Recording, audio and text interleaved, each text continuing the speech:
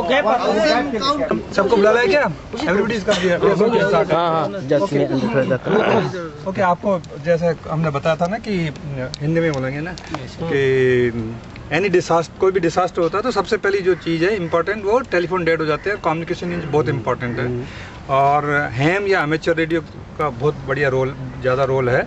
Amateur का मतलब होता है कि दो मतलब होते हैं, एक तो वो जो अमेचर उसको बोलते हैं जो पैसे के लिए काम नहीं करता, शौक के लिए करता है, और दूसरा वो जो सीखे है, नव सीखे, हमेशा सीखता ही रहता है वो, दैट इज अमेचर। तो अमेचर जो रेडियो लाइसेंस आपको बताया था गवर्नमेंट ऑफ इंडिया देती है। और तो अब जो है ये संदीप बरुआ है, he is working in, why don't you give your introduction? Yeah okay so you can hold it. Okay, मैं I am Sandeep Bora, I work in department of science and technology. ये जो है ना पहले मेरा हॉबी था। मैं पिछले करीब 20 साल से हैम रेडियो ऑपरेटर हूँ। जैसे आप लोग जैसे वॉलंटियर है, मैं भी वॉलंटियर ही हूँ इन द सेंस। तो ये एक हॉबी है। ऐसा हॉबी शुरू हुआ था आप जैसे मार्कोनी जो रेडियो का जिसने पहले लॉन्ग डिस्टेंस कम्युनिकेशन करके दिखाया था, उसको फॉलो करके ना पूरा दुनिया पे बहुत सारा लोगों ने अपना रेडियो चलाना शुरू कर दिया। तब सारा वर्ल्ड पे ना जो इंटरनेशनल टेलीकम्युनिकेशन यूनियन है, वो टेलीकम्युनिकेशन का अथॉरिटी है, तो उन लोगों ने एक लाइसेंसिंग पॉलिसी बना दिया हर कंट्री के लिए कि किसी को एमेचर रेडियो, अपना equipment radio, wireless walkie talkie चलाना है तो गवर्नमेंट का एक लाइसेंस लेके ही चला पाएगा। क्योंकि अगर लाइसेंस नहीं लेंगे तो हमको पुलिस का क्या फ्रीक्वेंसी है, आर्मी का क्या है, नेवी का क्या है, वो सब तो हमको पता नहीं है। तो इसलिए हमको कुछ रूल्स एंड रेगुलेशन पता होना चाहिए। तो वो उसके लिए एक सिलेबस है मिनिस्ट्री ऑफ कम्युनिकेशंस का। वो सिलेबस बहुत ही सिंपल है, मतलब 12 ईयर्स का कोई भी बच्चा उसको 3-4 मंथ्स में स्टडी करके एग्ज़ाम पास कर सकते हैं। वो exam ministry of communications conduct कराता है। हमारा डिपार्टमेंट विज्ञान प्रसार उसको कोऑर्डिनेट करते हैं ट्रेनिंग के लिए, प्लस एग्ज़ाम भी दिलवाता है। एग्ज़ाम का 12 ईयर का मिनिमम इज 12 होना चाहिए बच्चा या 8-9 का। मतलब उसमें एक बेसिक इलेक्ट्रॉनिक्स का सेक्शन होता है 50 मार्क्स का, और 50 marks rules and regulation. Radio हम कैसे चलाना चाहिए, मतलब इंटरनेशनल ऑपरेटिंग प्रोसीजर होता है। तो हम जो सोचते हैं कि हम रेडियो से सिर्फ ये बात करने के लिए 2 वे कम्युनिकेशन, ये ब्रॉडकास्ट रेडियो जैसा नहीं है, हम 2 वे कम्युनिकेशन करते हैं। हम किसी को कॉल कर सकते हैं। अगर आप हैम है, जैसे कैलाश जी हैम है, उसका एक call sign unique identification number government देता है। आपका VU2 kilo India Zulu KIG, जैसे किलो इंडिया जुलू ये बोलते हैं ना, ये फोनेटिक्स है। जैसे हम फोन पे बोलते हैं BD, कन्फ्यूजन होता है, B for Bombay, D for Delhi जो बोलते हैं। इंटरनेशनली वायरलेस में उसका फोनेटिक्स डिसाइड किया हुआ है, स्टैंडर्डाइज।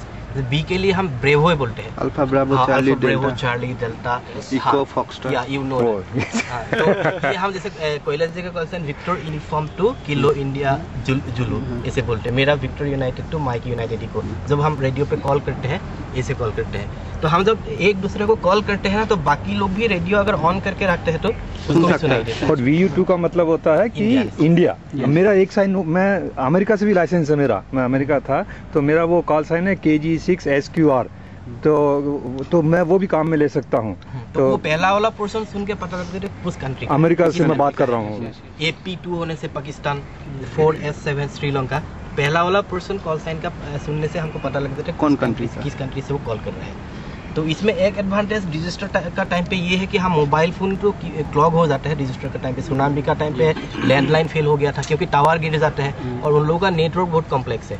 तो इसलिए कॉम्प्लेक्स नेटवर्क की वजह से अगर कहीं पे कुछ गड़बड़ है तो पूरा नेटवर्क ही डाउन हो जाता है। प्लस उस टाइम पे बहुत लोग इकट्ठा कॉल करते हैं, तो वो उसका जो बैंडविड्थ है उसको कैटर नहीं कर पाता है। तो उस टाइम पे अगर हम सब लोग हैम है, हमारा पास लाइसेंस है, ये हमारा एक अल्टरनेटिव कम्युनिकेशन सिस्टम बन जाता है।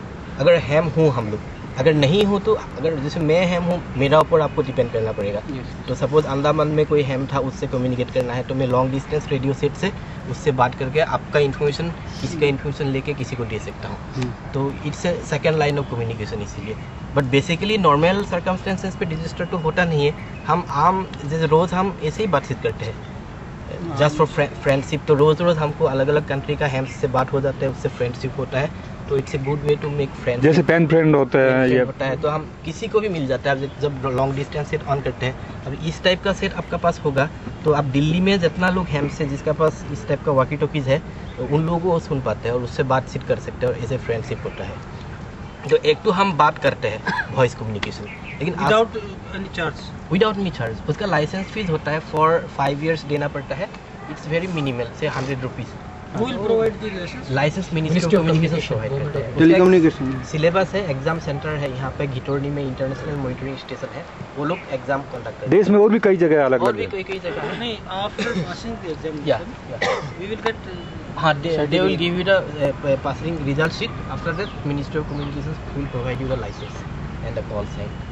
तो 100 मार्क्स का एग्ज़ाम होता है। 50 मार्क्स बेसिक रेडियो का कुछ पता होना चाहिए, हमारा फ्रीक्वेंसी क्या क्या है, एंटेना कैसे बनाना पड़ता है, वो सब प्रैक्टिकल ट्रेनिंग में होता है। तो आज मैं नया टेक्नोलॉजी दिखाऊंगा। बेसिकली हम लोग जैसे इस सेट को ऑन कर दिया तो हम इसमें यूजुअली तो हम बात ही करते हैं।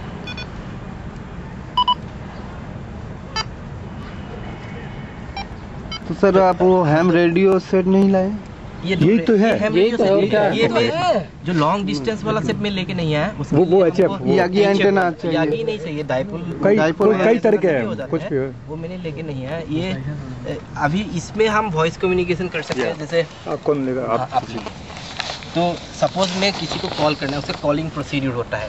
तो मैं सपोज कैलाश जी को कॉल करना है तो मैं एक प्रोसीड्यूर फॉलो करके कॉल करूँगा। मैं पहले पूछना पड़ेगा इस फ्रीक्वेंसी पे कोई लोग ऑलरेडी बात क्या पता कर सकता है। अगर बातचीत चल रहा है तो हमारा बीच में मतलब इंटरफेरेंस होगा। तो इसीलिए मुझे पूछना पड़ता है कि ये फ्रीक्वेंसी ऑक्यूपाइड है कि नहीं। ये सब ऑपरेटिंग प्रोसीड्यूर्स है। इज़ द फ्रीक्वेंसी ऑक्यूपाइड, ये मैंने पूछा ना, तो ये सब कुछ सुनाई दिया, मुझे कोई आंसर नहीं आया। वापस वॉल्यूम की जगह फ्रीक्वेंसी चेंज कर दिया। हाँ, वॉल्यूम वाला जैसे नीचे ये वाला। फ्रीक्वेंसीज जो है ना, जैसे ये 144 टू 146 इंडिया में हैम्स को वाकी टोकी में दिया हुआ है। तो अगर और किसी फ्रीक्वेंसी पे चला जाएगा तो आप वो पुलिस का हो सकता है या पायलट्स का हो सकता है, इसीलिए हमको हमारा फ्रीक्वेंसी यूज़ करना चाहिए। लेकिन इस जो एमेच्योर रेडियो है उसमें वो जो नॉन एमेच्योर रेडियो फ्रीक्वेंसी में आप कम्युनिकेट नहीं कर सकते। वो बैन वो मतलब ब्लॉक्ड होता है। ब्लॉक्ड होता है। फ्रीक्वेंसी ऑक्यूपाइड, वॉल्यूम थोड़ा ज़्यादा कर दीजिए उसका। वॉल्यूम ज़्यादा कीजिएगा। Hello, is the frequency occupied? No, it is free.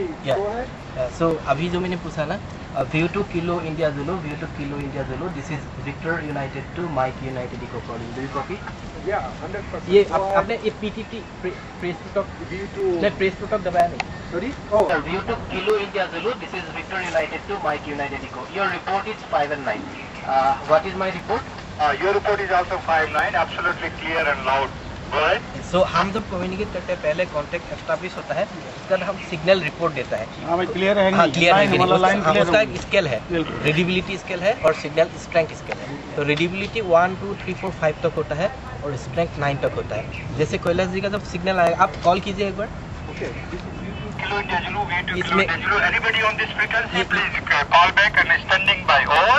ये जैसे डिस्प्ले में आ रहा है ना, ये मैक्सिमम आ रहा है, कभी उसका स्ट्रेंथ कम हो सकता है। V2 तो Kilo India Zulu, V2 Kilo तो India इसमें Zulu. Full Anybody strength on है, this frequency, कभी ये कम होता है। calling me, please तो call इससे back हमें and जब standing रिपोर्ट by. देता है उसको पता लगता है कि उसका सिग्नल मेरा इन पे कितना स्ट्रॉन्ग आ रहा है। Okay, VU two kilo India Zulu, I am copying you, your signal strength is 5 and 9, very good copy. So thanks for replying to my call. So this is the voice communication अभी हम जो दिखाया।